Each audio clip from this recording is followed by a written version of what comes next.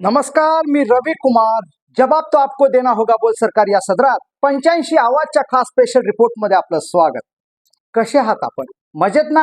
मजेत राहा, हिट राहा, फिट राहा आणि हो, आरोग्याची काळजी घ्या. चला तर मग विषयाकडे वळूया. आजचा विषय आहे पटेल आणि तटकरेंवरती तोडा उलटलाच. पवार म्हटले तेच घडतंय.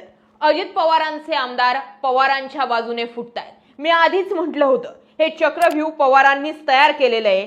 एकतर ते स्वतः त्या चक्रव्यूहात अडकतील किंवा मग सगळ्यांनाच त्या चक्रव्यूहात घेतील.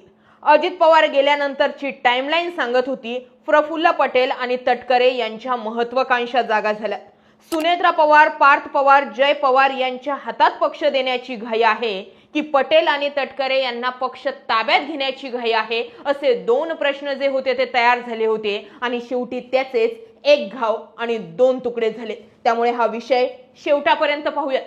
राजकारणातील आपल्या वस्तादाला धोबी पछाड देणाऱ्या प्रफुल्ल पटेल आणि सुनील तटकरे यांचा गेम आता त्यांच्यावरच पलटी झाल्याचं चित्र सध्या राष्ट्रवादीतील विलिनीकरणाच्या मुद्द्यावरून दिसून येत आहे.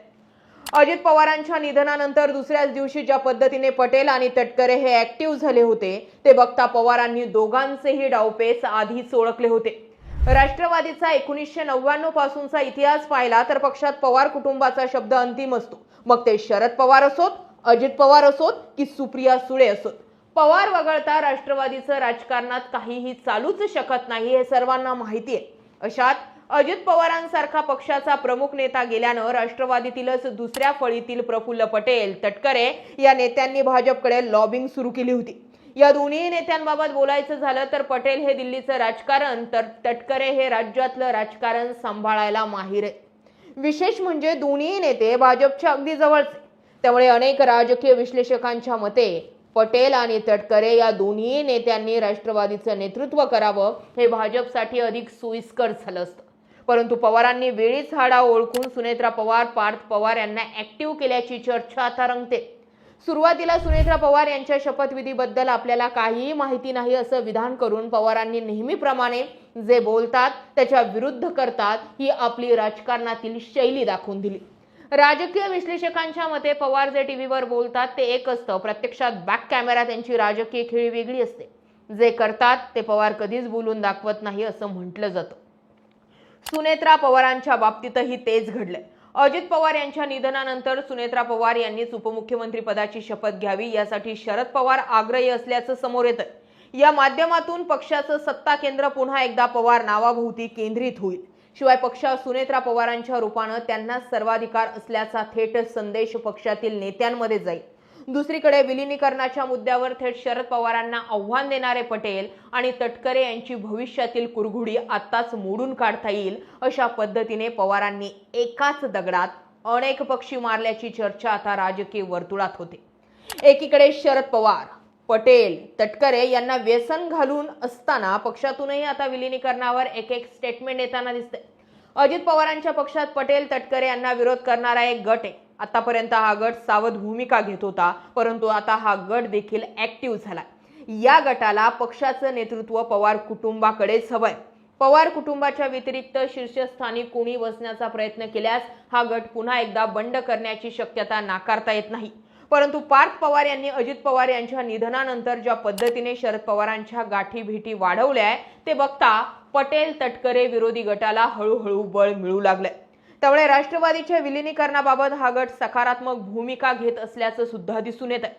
अजित पवार गटाचे आमदार नरहरी झिरवाळ यांनी उघडपणे आपली भूमिका मांडताना म्हटलंय की कार्यकर्त्यांची आणि आमची हीच इच्छा आहे की पवार कुटुंब आणि पक्ष पुन्हा एकदा एकत्र यावा. अण्णा बनसोडेही तेच म्हणतात, हसन मुश्रीफही तेच म्हणतात. विलिनीकरण झालंच तरच आपण आगामी निवडणुका ताकदीने लढू शकू अशी ठाम भूमिका झिरवाळ यांनी व्यक्त केली आहे. पक्षातील तळागाळातील आदिवासी नेते म्हणून झिरवाळ ओळखले जातात. त्यांनी सुरुवातीपासून विलिनीकरणाची भूमिका देखील घेतली होती. दुसरीकडे अजित पवारांचे निकटवर्तीय किरण गुजर यांनी सर्वात मोठा गौप्यस्फोट करताना सांगितलं की अजितदादांच्या हयातीतच विलिनीकरणाची 90% बोलणी पूर्ण झाली होती. 12 फेब्रुवारी ही तारीखही ठरली होती. त्यांच्या या दाव्यामुळे तटकरे, पटेल यांच्या विरोधी गटामध्ये अस्वस्थता वाढल्याचं म्हटलं जातंय. हेच विधान शरद पवारांनी देखील केलं होतं, जयंत पाटलांनी देखील केलं होतं. अजित पवारांसोबत 8 ते 10 वेळा बैठका झाल्याचं सुद्धा सांगितलं गेलं होतं. आणि त्याचमुळे किरण गुजर यांच्या दाव्यामुळे अजित पवार गटात उघड 2 गट पडल्याचं दिसतंय. आतापर्यंत विलिनीकरणावर सावध भूमिका घेणाऱ्या छगन भुजबळांनी देखील आता सुनेत्रा पवार यांच्या रूपानं नवीन कॅप्टन आलेलं असल्याचं सांगून विलिनीकरणाबाबत त्याच निर्णय घेतील असं मोठं स्टेटमेंट दिलंय. भुजबळांच्या या वाक्यातून 2 अर्थ निघतात. सुरुवातीला भुजबळांनी सांगितलं होतं की विलिनीकरणाचा निर्णय भाजपला विचारून घ्यावा लागेल. आता भुजबळांनी सुनेत्रा पवार या निर्णय घेतील हे सांगून सिद्ध केलंय की राष्ट्रवादी बाबतचे निर्णय भाजप किंवा पटेल तटकरे यांच्या हाती नसून सुनेत्रा पवार याच पक्षाची दिशा ठरवतील. त्यामुळे पक्षातील सत्ता केंद्र पवारांच्याच हाती असल्याचा थेट मेसेज कार्यकर्त्यांपर्यंत गेला. आमदार हिरामण खोसकर यांनी देखील आपल्यासह नाशिक आणि अहिल्यानगर जिल्ह्यातील आमदार तसेच पदाधिकाऱ्यांना विलिनीकरणासाठी पाठिंबा दर्शवला असल्याचं सांगितलंय. त्यांनी तसेच संकेत शरद पवार गटाच्या नेत्यांच्या भेटीगाठीतूनच दिलेत. आता दुसरीकडे मुद्दा येतो तो म्हणजे सुनेत्रा पवारांचा. सुनेत्रा पवार सध्या उपमुख्यमंत्री म्हणून काम पाहत असल्या तरी पवारांनी त्यांना मार्गदर्शन करण्याची तयारी दर्शवली. सुप्रिया सुळे आणि सुनेत्रा पवार यांच्यातील कौटुंबिक संवाद वाढल्याचं वृत्त अनेक माध्यमांनी दिलंय.